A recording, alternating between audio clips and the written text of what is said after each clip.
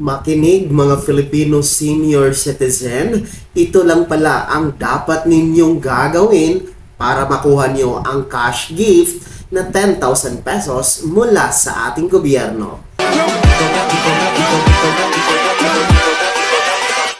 Hold up.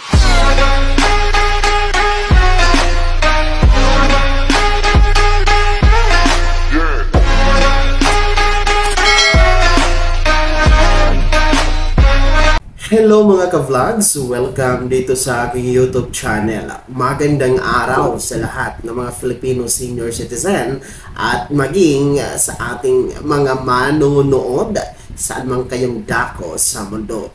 Well, ito na nga mga ka-vlogs, no? Dahil meron pong 10,000 piso na ibibigay ang ating gobyerno sa ilalim po ng DSWD at OSCA maging ng National Commission of Senior Citizen or NCSC. So ang tanong ngayon, paano nga ba ito makukuha at paano ito ma-enjoy ng ating mga Filipino senior citizen? Bago natin yan ibigay ang detalye, kung bago ka pa lang dito sa aking channel, ay i-click nyo po ang ating subscribe button yung nasa baba at huwag kaligtaan na i-turn on ang notification bell. Ilagay nyo sa all para updated kayo sa lahat ng mga videos na i-upload ko. Well, balik tayo dito sa 10,000 na cash gift na aprobado na po ng Pangulong Marcos at ito nga po ay inaantay ng magkaroon ng pondo para ganap na pong maibigay, ma-implement sa mga iba't ibang organization ng senior citizen under the OSCA per LGU mga ka-vlogs. Pero ang katanungan kasi, paano ba ang proseso? No? Saan mag-apply? Ano ang mga dokumentong kakailanganin? No? Gaano kabilis ang proseso sa aplikasyon? Well, alam nyo mga Filipino senior citizen, no? Ito lang pala talaga ang dahilan or ito lang pala talaga ang paraan paano nyo makuha ang inyong 10,000 cash gift. Kundi, ang paraan po nito ay ang pagparegister sa database ng National Commission of Senior Citizen or itong tinatawag natin na NCSC database. Yes, dyan lamang po ang paraan, no? Dyan lamang po ang proseso paano nyo po makuha ang 10,000 na cash gift mga ka-vlogs. So narito, panoorin muna natin. May binuunang website ang National Commission on Senior Citizens para sa mas madaling pagpaparehistro at distribusyon ng 10,000 pisong cash gift ng mga aabot sa edad na 80 pataas. Para raw mas mapadali ang proseso ng pagkuha ng 10,000 piso, sabi ng National Commission on Senior Citizens, magparehistro na sa binuong Elderly Data Management System sa pamamagitan ng kanilang website. Sa oras daw na maipatupad na ang Expanded Centenarian Act, ay kailangan pumunta at mag-apply sa OSCA o Office of the Senior Citizen ng inyong City Hall o munisipyo. Mahigit 10 milyong senior citizen ang kwalipikado sa mga benepisyong itinakda ng batas at umaasang mapakinabangan ito habang buhay pa sila. So ayun mga ka-vlogs, no, malinaw naman po ang sinabi na hinggil dito sa 10,000 cash gift. Ang kailangan nyo lang talaga ay magparehistro sa database ni NCSC. Well, paano nga po ba mag-register? Ang website po ni NCSC ay ang www.ncsc.gov.ph. So kailangan po may cellphone kayo or laptop and then meron dapat kayong internet mga ka-vlogs. Ano? Magpa-register kayo kasi as of now nasa mahigit 5 million na po ang nakarehistro dito sa NCSC database. So marami-rami na rin po ang nakaregister yung mahigit 5 million. Pero marami pa rin din po ang hindi pa nakaregister kasi ayon po sa datos ng DSWD at ng PSE ay meron po tinatayang nasa mahigit 10 milyon, no? 10 to 12 million na mga Filipino senior citizen. So, sabihin na lang natin na 5 million ang nakaregister, meron pa rin pong mahigit sa kalahati ang hindi pa nakaregister. No?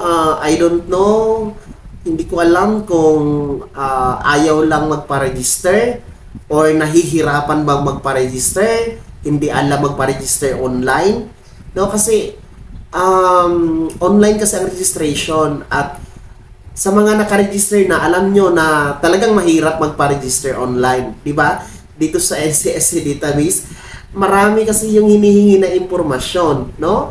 So, sa mga hindi pa naka-register, ano po ba yung mga dahilan nyo? Bakit hindi kayo naka-register? No?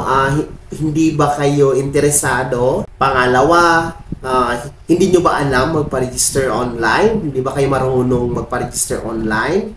So, i-commento nyo nga sa comment section na nasa baba kung bakit hindi pa rin kayo naka-register hanggang sa mga araw or panahon na ito. At sa mga naka-register na, ayan, sino po yung nagpa-register sa inyo? Sino po ba ang gumawa? Kayo na po ba? Or nagpa-assist ba kayo sa inyong mga anak, apo, or kakilala? No? Hindi ba kayo nahihirapan doon sa pagpapa-register? No? At least alam po ng mga hindi pa naka-register kung ano yung gagawin nila. So ano pong ginawa niyo? Bakit kayo naka-register? Okay? So para makita natin ang halo-halong opinion hinggil nga po dito sa registration ni NCSC. So mabalik tayo sa registration process ni NCSC, no, para makakuha ng 10,000 cash gift. So sa mga hindi po marunong, no, mostly talaga I believe karamihan hindi talaga marunong, no. Kung marunong man, hindi kaya dahil malabo lang yung mata, no, hindi na nakikita yung mga pag-fill up ba, no. So kailangan talaga ng merong mag-a-assist.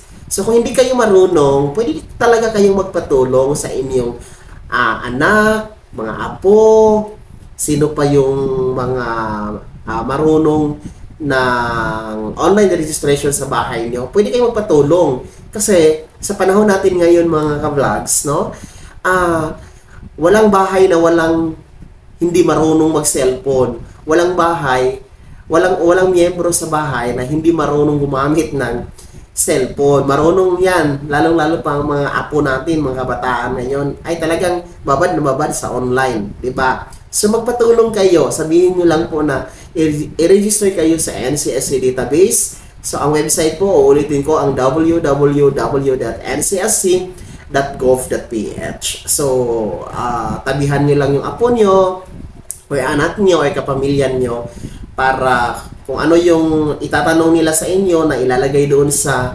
registration online ay masagot nyo po, at siguraduhin talagang tama ang mga spelling, tama ang impormasyon, no, lalo pa yung spelling ng pangalan, yung birthday, ayan, ingatan niyo na tama talaga ang paglagay ng birthday, ha? Para hindi tayo magka-problema kung sakaling magki-claim tayo ng 10,000 cash gift or kahit anong benefits, ayuda, pensyon na para sa mga senior citizen, no? Hindi tayo mahirapan, magka-problema, no? Kung magki-claim nga tayo, no, sa NCSC and sa OSCA. So dapat tama yung mga impormasyon na nailagay po natin, mga ka-vlogs. So ayun na, patulong lang kayo sa inyong mga kapamilya, no, mga kakilala, or di kayo dyan sa inyong senior citizen organization na nasa barangay niyo, sa mga computer shops, no, maraming paraan para ma-register kayo. No, kung wala kayong cellphone, wala kayong laptop, walang problema yan, no, sa mga kakilala nyo na may cellphone, makisumyo na lang po kayo. Marami naman po ang mga handang tumulong, mga mababait, no, na mga ka-vlogs natin na talagang tumutulong sa ating mga senior citizen, no? Makisuyo na lang po kayo mga ka-vlogs. So ayun ha, kailangan talaga kayong magpa-register sa NCSC database mga ka-vlogs. Sinasabi ko sa inyo, no? Register now. Huwag yung antayin na mahuli kayo, no?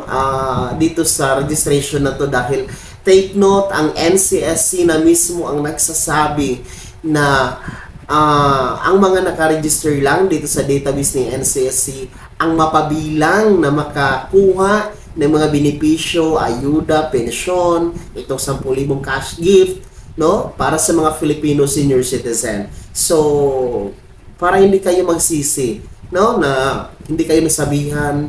Actually, matagal na tayo yung pabalik-balik sa sa kaka-remind sa inyo, no, pagpapaalala na mahalaga na mag-register na kayo sa NCSC database. Ang website, uulitin ko, ang www.ncsc.gov.ph. Register na mga ka-vlogs, no, para makuha niyo po ang 10,000 cash gift mula sa ating gobyerno.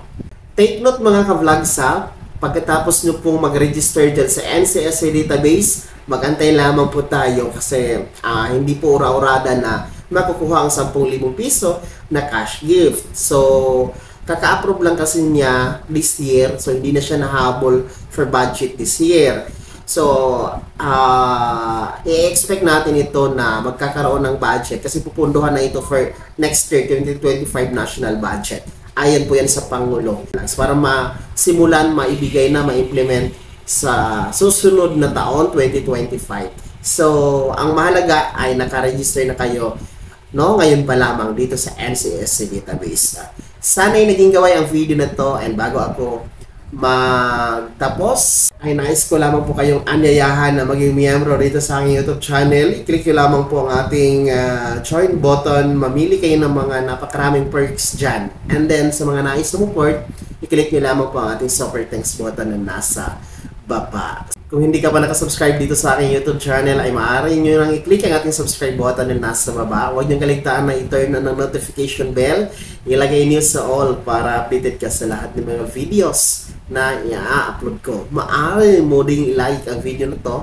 At kung meron ka pa mga katanungan, ay maaari nyo komento sa comment section na nasa baba. At paki-follow na din po ang aking official Facebook page na nasa screen niyo. Muli po, ako si Daniel Timpawa na nagsasabing dito sa aking YouTube channel, pawang katotohanan at lahat, totoo lamang.